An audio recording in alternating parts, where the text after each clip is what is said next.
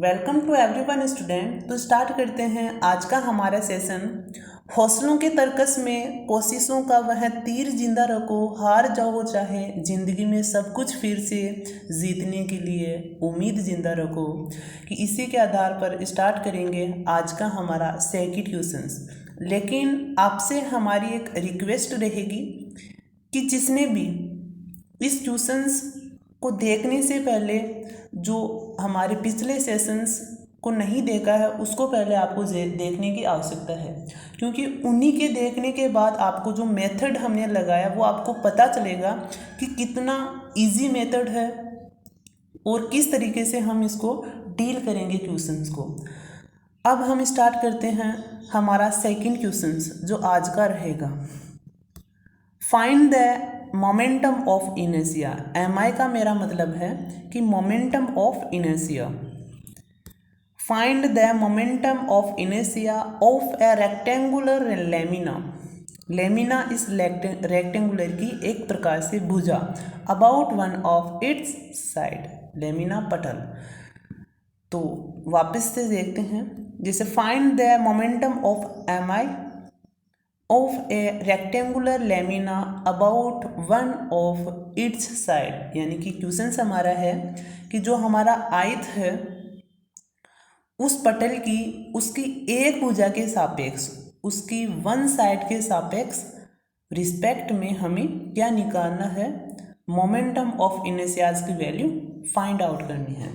तो सबसे पहले हम क्या करेंगे कि यहाँ बिल्कुल हमारा जो आयत वाला जो रेक्टेंगुलर वाला डेरिवेशंस था उसके अकॉर्डिंग ही यहाँ हम कार्य करेंगे।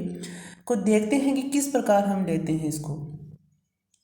इसका हम एक पटल यानी कि जो हमारा आयत है, जैसे ये हमारा क्या हो गया, आयत हो गया। इसमें हम जो हमारी ये वाली भुजा है, ये वाली भुजा, इसके परितः हम क्या ज्ञात करेंगे, मोमेंटम ऑफ इनर्शिया। कोई डेफिनेट कोई निश्चित नहीं है कि इसी भुजा के सापेक्ष हम ज्ञात करें। हम इस भुजा के सापेक्ष भी ज्ञात कर सकते हैं और इस भुजा के सापेक्ष भी ज्ञात कर सकते हैं और इस भुजा के सापेक्ष भी ज्ञात कर सकते हैं। यानी कि कोई फिक्स नहीं है। क्वेश्चंस में एक प्रकार से इंडिविजुअली तरीके से कहा नहीं गया कि कौन सी भुजा के सापेक्ष ज्ञात करना है, लेकिन यदि कहा जाता तो इस प्रकार कहा जाता कि विड्थ या फिर लेंथ के अकॉर्डिंग किसी ए के बारे में कहा जाता। तो हमें कोई साइड्स हमें दी नहीं है, तो हम किसी भी साइड्स के अकॉर्डिंग या किसी भी साइड्स के अबाउट हम मोमेंटम ऑफ इनर्शिया की वैल्यू ज्ञात कर सकते हैं। तो सबसे पहले क्या करेंगे कि यूनिट मास ऑफ रेक्टेंगुलर, जो हमारा आयत है, जो हमारा रेक्टेंगुलर है, इसका यूनिट मास कैसे ज्ञात करेंगे। इसका जो क्षेत्रफल होगा, जो एरिया होगा, वो कितना होगा, 4AB। कैसे, हमने ये डिस्टेंस जो इसकी लेंथ है वो कितनी है, 2A, और जो विड्थ है वो कितनी है, 2B। एरिया निकालते हैं लेंथ मल्टीप्लाई विड्थ, अर्थात 2A multiply 2B is equal to हो जाएगा 4AB, जो मैंने यहाँ डिवाइड कर दिया इसके टोटल द्रव्यमान में। ओके, तो इस तरह हमने यूनिट मास की वैल्यू निकाली। अब सेकेंड टाइप हम क्या करेंगे, यूनिट मास ऑफ एलिमेंट। जो हमने एलिमेंट बीच में लिया है PQRS, इसका जब मास निकालते हैं तो मैं इस एकांक द्रव्यमान को मल्टीप्लाई करता हूँ इस यूनिट एरिया से। यूनिट जो अल्पांश है उसका एरिया कितना है, PQRS। यानी कि जो मैंने जो एरिया है यहाँ ये वाला PQRS, ये कितनी हो जाएगी, DX, और ये कितनी हो जाएगी, DY। टोटल एरिया इसका भी निकालेंगे तो कितना हो जाएगा, DX DY। इसे मल्टीप्लाई करेंगे तो हमारे पास ये कंडीशंस प्राप्त हो जाएगी। Momentum of element about lamina, यानी कि जब मोमेंटम ऑफ इनर्शिया याद करेंगे इस हमारी लेमिना के लेमिना के परितः किसका, एलिमेंट का, वो कितना हो जाएगा, M/4AB। ये यहाँ तक तो क्या हो जाएगा, इसका द्रव्यमान जो हमने यहाँ ज्ञात किया। Y क्या हो जाएगी, जो इस अल्पांश है और इस जो हमारी साइड्स जो आयत की एक भुजा है इसके मध्य, इसकी मिडल क्या हो जाएगी, डिस्टेंस हो जाएगी, जिसका हमने स्क्वायर करके इससे मल्टीप्लाई कर दिया। अब हम निकाल सकते हैं टोटल टोटल रेक्टेंगुलर का अबाउट लेमिना के। कैसे निकालेंगे? इसकी लिमिट यहाँ अप्लाई करेंगे 0 से 2a। कैसे कि यह हमारा क्या हो गया, 0 से 2a लिमिट। यदि मैं आपको लिमिट बताना चाहूँगा कि लिमिट में आप कंफ्यूज ना हो, तो अब हम करेंगे कि 0 से लिमिट 0 से 2a, 0 से 2b मैंने क्यों रखा? क्योंकि जो हमारा एलिमेंट है वो जो हमारा रेखा है वो इसके परितः है, तो हम इस पूरी जो हमारा एक प्रकार से डिस्क नहीं कह सकते, इसको रेक्टेंगुलर ही कहेंगे। इस पूरे रेक्टेंगुलर का हमें जड़त्व आघूर्ण ज्ञात करना है। तो यहाँ से देखता हूँ, जैसे मैं यहाँ से यहाँ तक जाता है तो 0, यानी कि मैं इस पोजीशंस को 0 नाम देता हूँ और इस पोजीशंस को कितना नाम देता हूँ, b, यानी कि ये कितना हो जाएगा 2b। तो 0 से 2b हमारी किसकी लिमिट हो जाएगी, y की। और हमें ऐसे ही थोड़े कि इसमें ही ज्ञात करना है, ये भी तो इंक्रीज होगी, ये भी तो है हमारे पास जो क्या है लेंथ, तो इसका भी लेंगे इस पॉइंट से, ये पॉइंट कितना है 0, ये हो जाएगी 0 से 2a। तो इस प्रकार हमने दोनों इंटीग्रेशंस में लिमिट की वैल्यू रखेंगे और हम सॉल्यूशन करेंगे। तो आइए देखते हैं कि जो हमारे पास जो क्वांटिटीज़ है, जो कांस्टेंट है, उनको हम बाहर रखेंगे। ले लिया।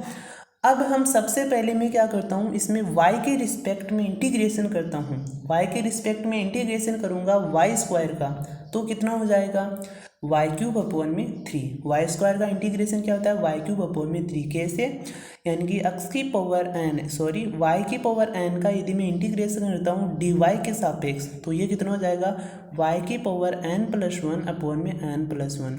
ऐसे ही यदि हमारे पास यहाँ x की पावर n है और किसके सापेक्ष करना है, dx के सापेक्ष, तो इसका भी क्या हो जाएगा x⁻n+1/n+1। ये इसके पास इसकी वैल्यू आ जाती है, जो हमने कुछ इस प्रकार की।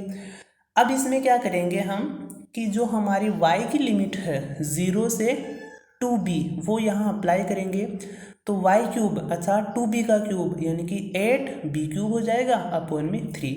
अब हमारे पास कौन सी लिमिट शेष रही है, x वाली। इसको भी देखते हैं कि अब हमारे पास ये क्वांटिटीज़ भी कांस्टेंट होगी, इसको हम बाहर निकालेंगे और dx हमारे पास यहाँ शेष रहा। dx का इंटीग्रेशन करेंगे तो इसका इंटीग्रेशन क्या हो जाएगा x, और इसमें लिमिट अप्लाई करेंगे 0 से 2a। लिमिट यहाँ अप्लाई करूँगा तो इसकी वैल्यू कितनी आ जाएगा 2a। अब यहाँ 2a मल्टीप्लाई होकर हमारे पास इसकी वैल्यू आ जाती है 4b²/3। कैसे कि a से a यहाँ कैंसिल हो जाएगा, 2 से 2 यहाँ मल्टीप्लाई होकर 4/3 b² हमें मोमेंटम ऑफ इनर्शिया की वैल्यू ज्ञात हो जाएगी। अब हम कोई ज़रूरी नहीं है कि मोमेंटम, यानी कि यह एक यही मेथड है, कोई ज़रूरी फिक्स नहीं है कि इसी मेथड के द्वारा हम इसको कर सकते हैं। आपको इन क्वेश्चंस, इन डेरिवेशंस को मगप यानी कि रटने की कोई आवश्यकता नहीं है। आपको ये सभी चीज़ें आपको सीखनी है। सीखने का मेरा मतलब है कि आपको कभी भी एक तरीके से नहीं करना है, विभिन्न टाइप से, यानी कि जिसको कोई चीज़ समझ में आ जाती है तो वह विभिन्न टाइप से उसमें अपना मेथड अप्लाई कर सकता है। जैसे हमने इस क्वेश्चंस को कुछ इस प्रकार भी कर सकते हैं और अदर मेथड के द्वारा भी कर सकते हैं। कैसे, इस प्रकार हमने डेरिवेशन सीखा तो उस डेरिवेशंस के अकॉर्डिंग ही हम क्यों ना कर ले इस क्वेश्चंस को। तो ये हमारे पास डेरिवेशंस के अकॉर्डिंग करते हैं कि वही क्वेश्चन है पहले वाला जो अभी अभी हमने किया है, फाइंड द मोमेंटम ऑफ इनिशिया of a rectangular lamina about the one of its sides. Okay, तो वही करेंगे कि सबसे पहले हम यूनिट मास ऑफ एलिमेंट निकालेंगे, वो कितना हो जाएगा m/4ab dy मल्टीप्लाई 2a। इसमें ये 2a कैसे हुआ, जैसे हमारे पास है कि ये वाला हमारे पास एक रेक्टेंगुलर है, ये वाला। ओके, इसमें हम अल्पांश कुछ इस प्रकार न मान करके अल्पांश में कुछ इस तरह लेता हूँ, यानी कि किसी भी तरह अल्पांश ले सकते हैं। ओके, अब मैं क्या करता हूँ कि इसका इकाई द्रव्यमान तो हमें पता है कि m/2ab हो जाएगा, लेकिन अल्पांश जो हमने अल्पांश लिया उसका भी क्षेत्रफल तो हमें मालूम होना चाहिए। तो इस अल्पांश की, जैसे आयत की ये 2a है, तो अल्पांश की भी ये कितनी हो जाएगी 2a, और डिस्टेंस ये वाली कितनी हो जाएगी, इसको मैंने लिया dy।